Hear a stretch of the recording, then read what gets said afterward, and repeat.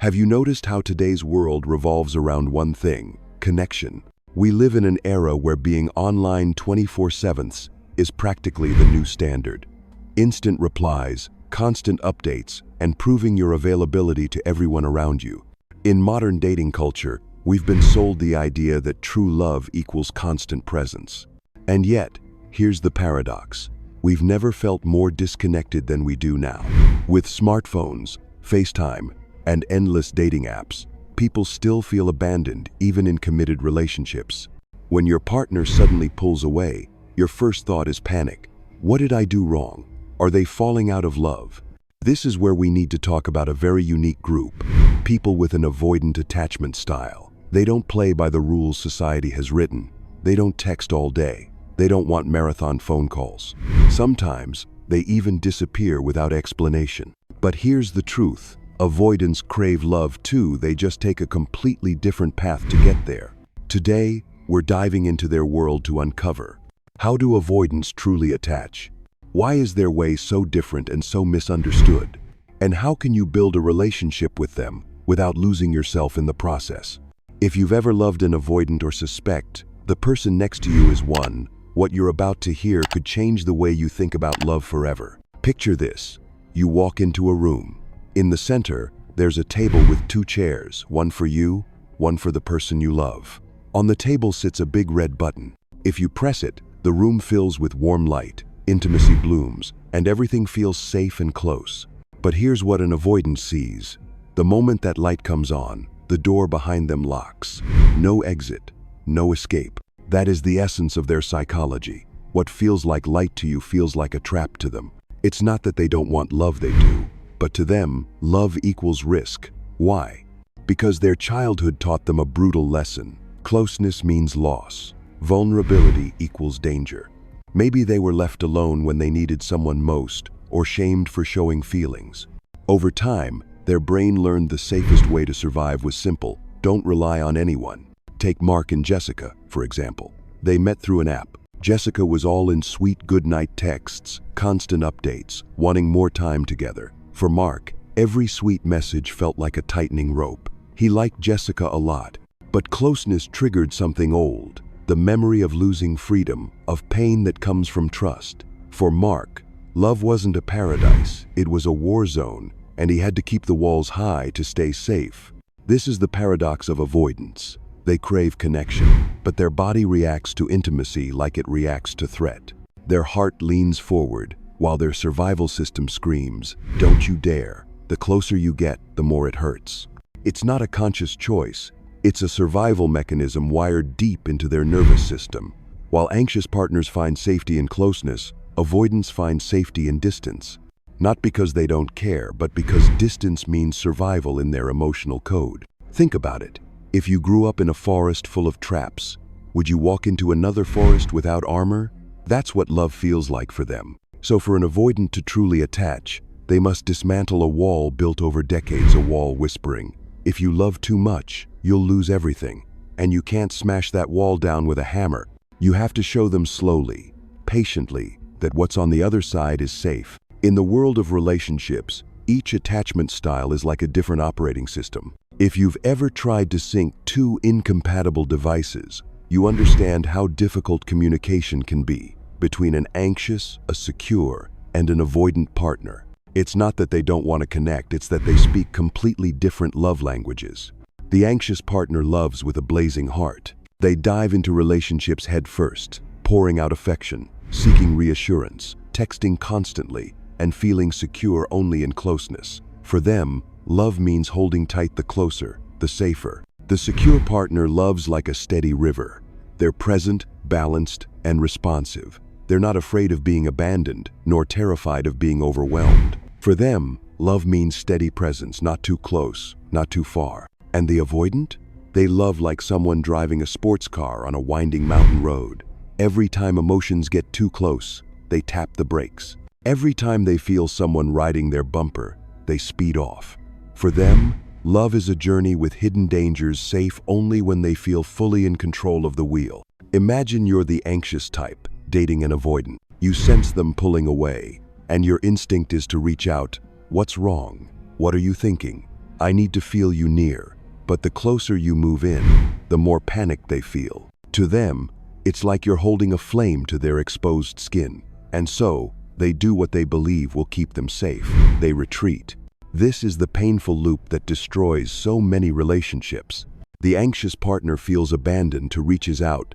The avoidant partner feels invaded to pulls away. The anxious one panics more to clings tighter. The avoidant suffocates to runs farther. Eventually, both feel unloved and exhausted.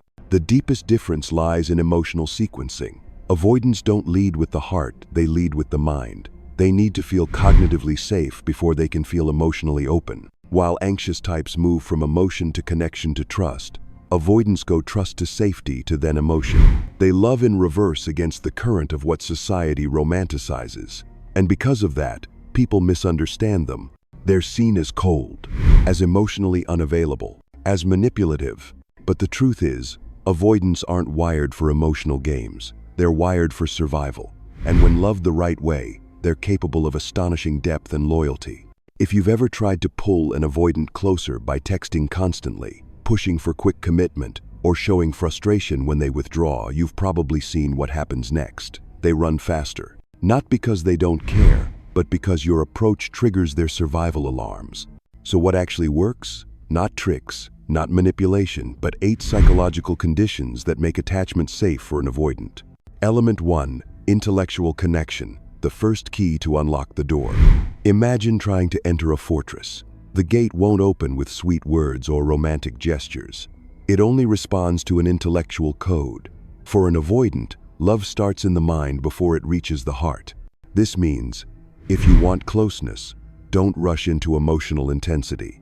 Start with genuine curiosity about their thoughts. Dive into topics that light up their analytical brain ideas, philosophy, social issues, even the latest tech innovation. Example, what impressed Mark about Jessica wasn't her "I miss you" text. It was when she asked, "What's your take on how AI will change human ethics in the next decade?" That question told Mark something powerful. She valued his mind, not just his availability for emotional reassurance. Why does this matter? Because intellectual engagement is their first safe zone. When they feel seen for their perspective, not just their feelings, they start thinking, maybe this isn't a trap. Maybe this is a relationship of equals. Element 2, demonstrated reliability. Let actions speak louder than promises. Avoidants don't trust words. They trust patterns over time. A promise like, "I'll always be here," means nothing without consistent follow-through, especially during hard times. Here's the kicker. Your presence must come without pressure. Don't just show up when things are easy. Show up even when they're quiet without demanding more. Real-life snapshot. When Mark disappeared into a busy work week, Jessica didn't flood his phone with, "Where are you?" texts. She sent one calm message. "Hope your week's going okay. I'm here if you feel like sharing later." No drama, no punishment. That text said, "I respect your pace," and Mark noticed. Consistency is the oxygen an avoidant needs. But if that consistency smells like control, they'll run. Element 3, respect for autonomy.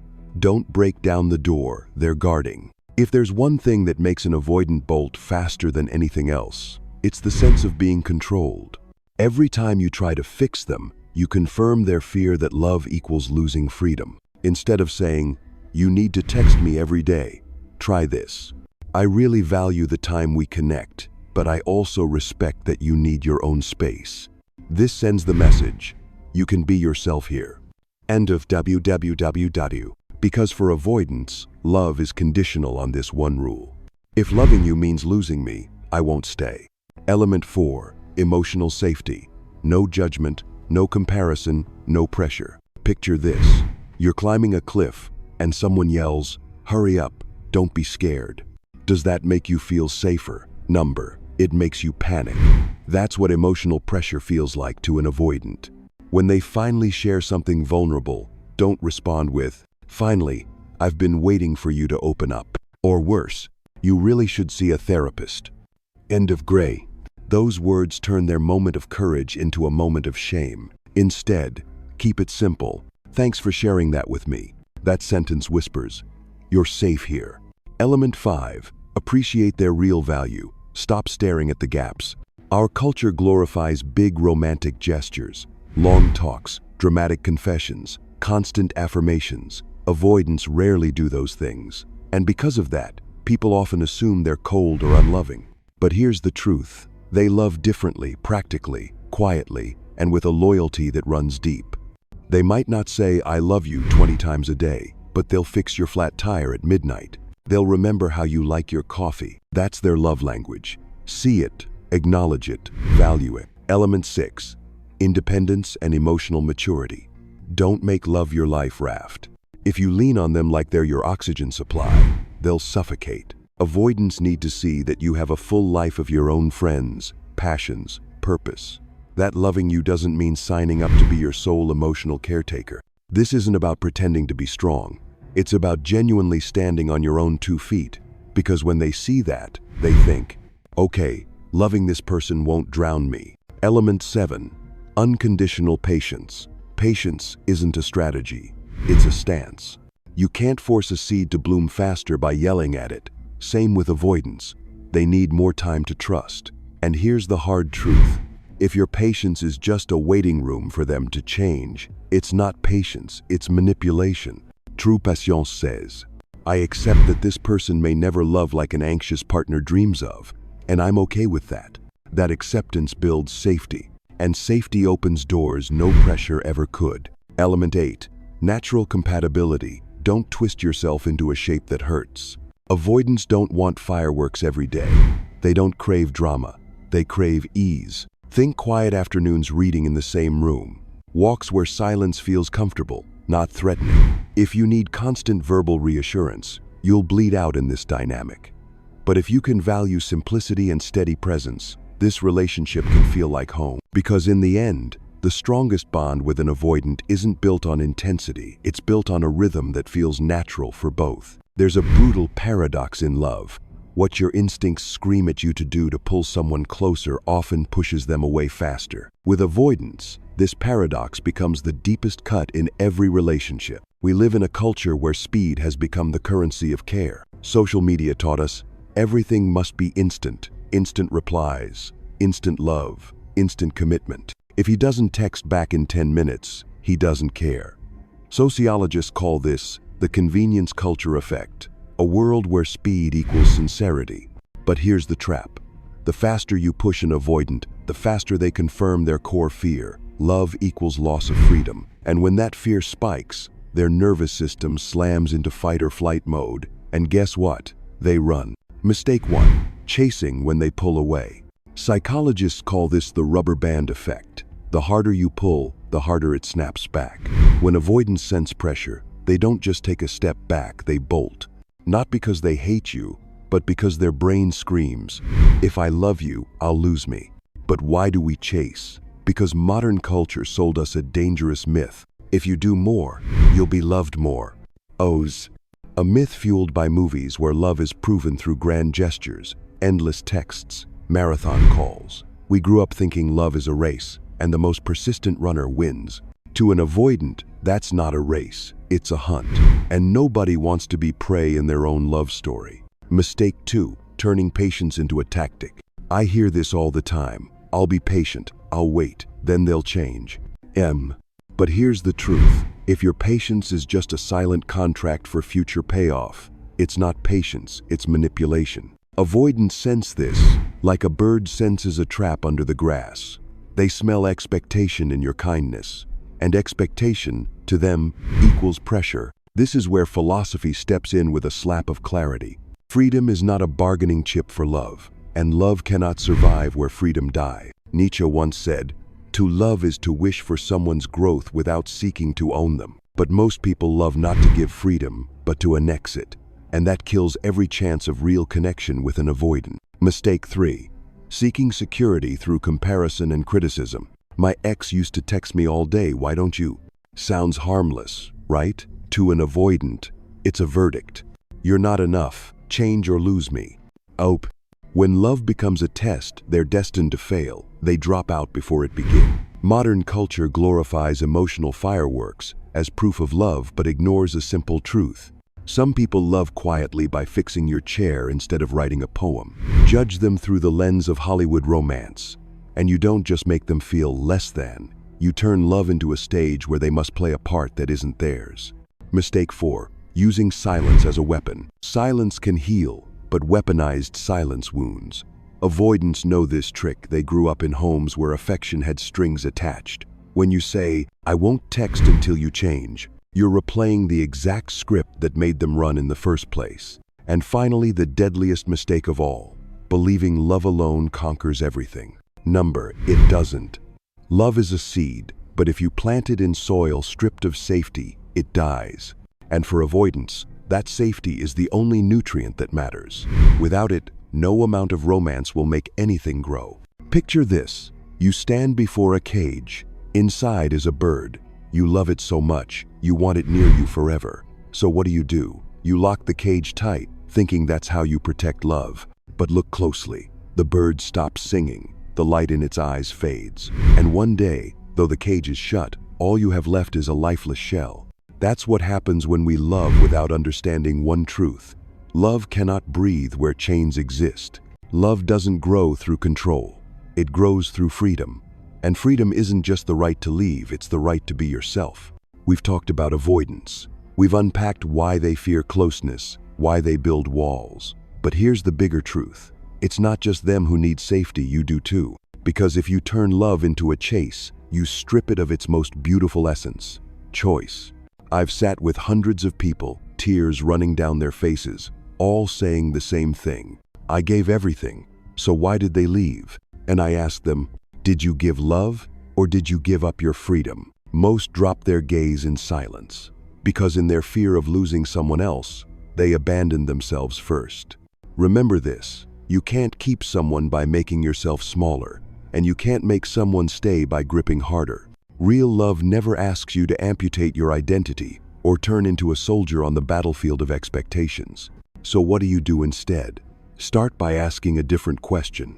Am I loving them to fill an emptiness or from a heart that's already full? If the answer is emptiness, you will always try to possess. If the answer is fullness, you will give without fear of loss. Nietzsche said it best.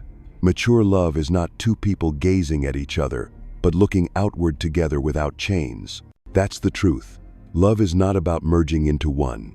It's about standing side by side, whole and free, choosing day after day to stay. With avoidance, this matters even more. You cannot drag them out from behind their walls. You can only give them a reason to take the walls down themselves. And that reason isn't fear of losing you, it's the safety of being themselves with you. So let this be your compass.